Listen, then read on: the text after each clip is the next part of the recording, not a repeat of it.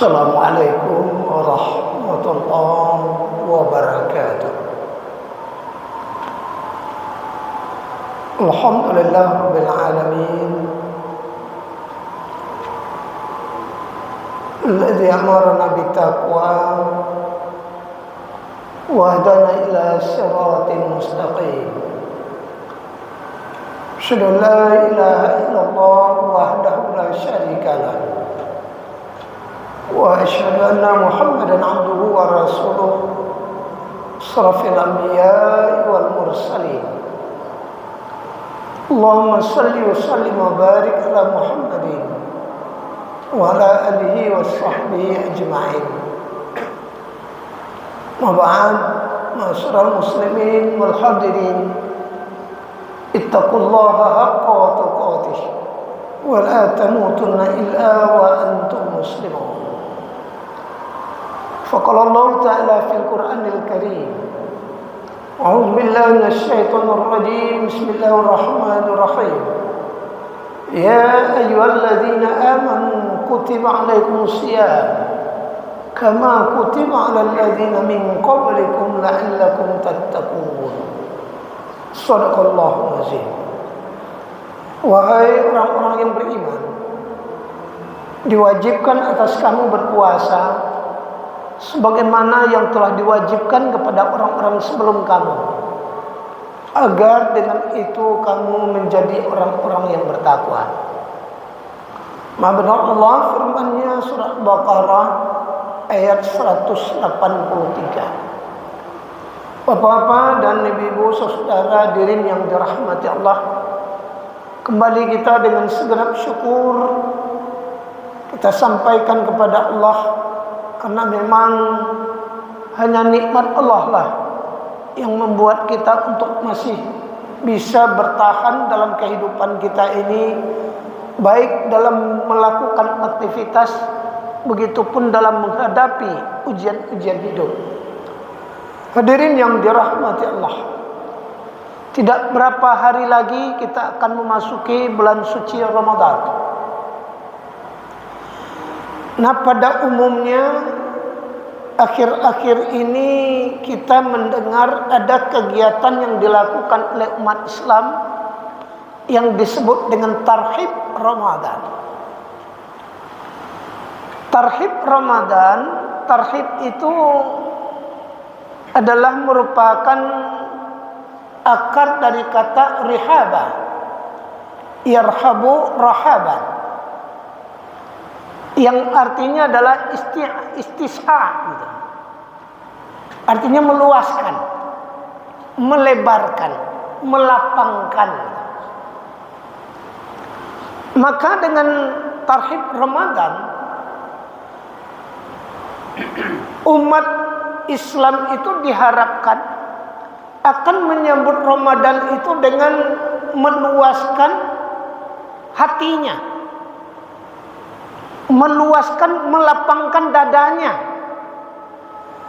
Nah, tentu saja makna yang demikian adalah umat Islam harus bergembira menyambut datangnya Ramadan itu. Nah, ungkapan yang paling sering terkait dengan itu adalah marhaban ya Ramadan. Marhaban ya Ramadan. Selamat datang wahai Ramadan. Nah, pada ibu saudara sekalian, kenapa kita melapangkan dada, menyambut dengan tangan yang lebar dengan kehadiran Ramadan? Gembira kita menyambut Ramadan. Nah, ini tentu saja hanya ada pada orang-orang yang tahu tentang Ramadan. Kalau mereka tidak tahu tentang Ramadan, maka mereka tidak akan gembira. Semulia apapun tamu yang akan datang, kalau dia tidak tahu dengan tamu itu, maka dia akan biasa-biasa saja. Akan tetapi berbeda ketika seseorang mengetahui eksistensi tamu itu begitu mulianya, maka ketika dia datang dia akan sambut dengan gembira. Apalagi kalau tamu itu membawa berbagai macam keistimewaan, berbagai macam hadiah, maka pasti kita akan lebih bergembira. Nah, oleh karena itulah hadirin yang dirahmati Allah, maka orang akan tarhib dengan Ramadan. Syarat utamanya adalah kalau mereka berilmu. Berilmu. Karena itu para ulama mensepakati Muslim menyambut Ramadan harus melakukan yang pertama tazkiyatul ilmi. Membersihkan ilmu, meningkatkan ilmu. Supaya apa? Supaya dia tahu persis dengan Ramadan itu. Supaya dia tahu persis apa yang terkandung, apa yang dibawa oleh Ramadan itu. Nah, di antaranya hadis pada Nabi yang sering kita dengar, bahwasanya Rasulullah SAW mengatakan, Sayyidus syuhur syahrul Ramadan, Sayyidul ayyam ayyamul Jum'ah. Hadis muttafaqun alaih. Bahwa penghulu bulan itu adalah Ramadan. Penghulu bulan. Dan penghulu hari itu adalah Jumat. Maka berarti apa? Bahwa Ramadan adalah memang bulan yang jelas-jelas menurut Rasul diutamakan. Sedangkan hari yang diutamakan adalah Jumat. Nah, kemudian apa yang dibawa oleh Ramadan sehingga kita harus bergembira? Nah, beberapa hadis mengungkapkan kepada kita. Yang pertama tentu saja hadirin yang dirahmati Allah, bahwa Ramadan adalah bulan ampunan. Nah, itu diungkapkan oleh Rasulullah SAW dalam 3 rangkai hadis.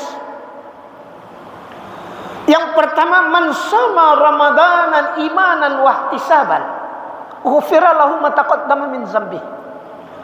Barang siapa yang berpuasa di bulan Ramadan penuh iman dan perhitungan, maka diampuni dosanya yang lalu.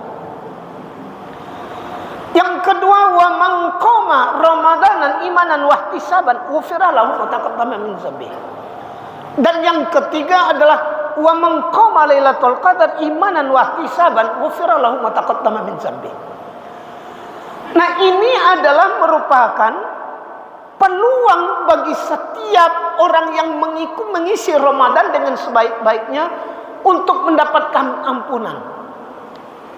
Hadirin yang dirahmati Allah, seberapa besarnyakah, seberapa pentingnyakah bagi kita ampunan itu? Kita tahu persis bahwa sebagai manusia kita diciptakan oleh Allah itu dalam keadaan lemah. Karena lemah maka banyak kekurangan. Allah tegaskan itu dalam ayat yang diungkapkan dengan kalimat wa khuliqal insana dha'ifah. Manusia itu diciptakan lemah. Nah, karena itu hadirin yang dirahmati Allah, dalam kehidupan kita akan banyak sekali kekurangan-kekurangan dan kelemahan kita.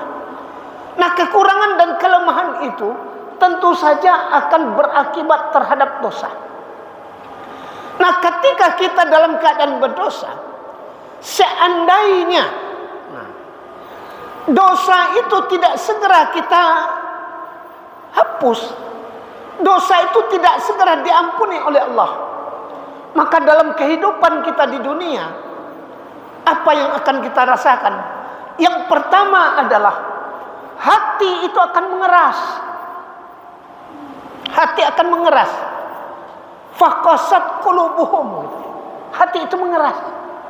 Hadirin yang dirahmati Allah, kalau hati sudah mengeras, maka dipastikan hati itu tidak akan bisa lagi menerima hidayah, tidak akan mampu lagi untuk menyerap kebenaran. tidak akan bisa lagi menyerap cahaya hidayah. Nah, kalau kita dalam kehidupan di dunia ini tidak bisa lagi menerima hidayah, tidak bisa lagi menerima kebenaran, lalu diri yang dirahmati Allah, dipastikan kita berada dalam kesesatan, kita akan hidup dalam kezaliman. Nah ini. Lalu yang kedua, kalau kita memang tidak segera mendapatkan ampunan dari Allah, maka tentu saja ini akan mempengaruhi kondisi kejiwaan kita. Bagaimana jiwa?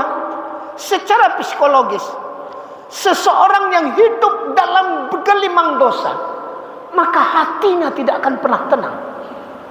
Kalau hati tidak tenang, maka dipastikan akan melahirkan jiwa yang gelisah. Saat hati tidak tenang, jiwa gelisah, maka tentu saja pemikiran pun tidak akan pernah jernih. Karena itu hadirin yang dirahmati Allah, dalam kondisi yang seperti ini, maka apapun yang dilakukan oleh orang yang berdosa itu tidak akan pernah benar, tidak akan membawa kepada kebajikan. Karena apa? Karena memang dalam kondisi hati yang tidak tenang, jiwa yang gelisah, kemudian pikiran yang kacau, dipastikan setiap keputusan pun pasti tidak akan membawa kepada keberkahan. Nah, ini yang kita khawatirkan.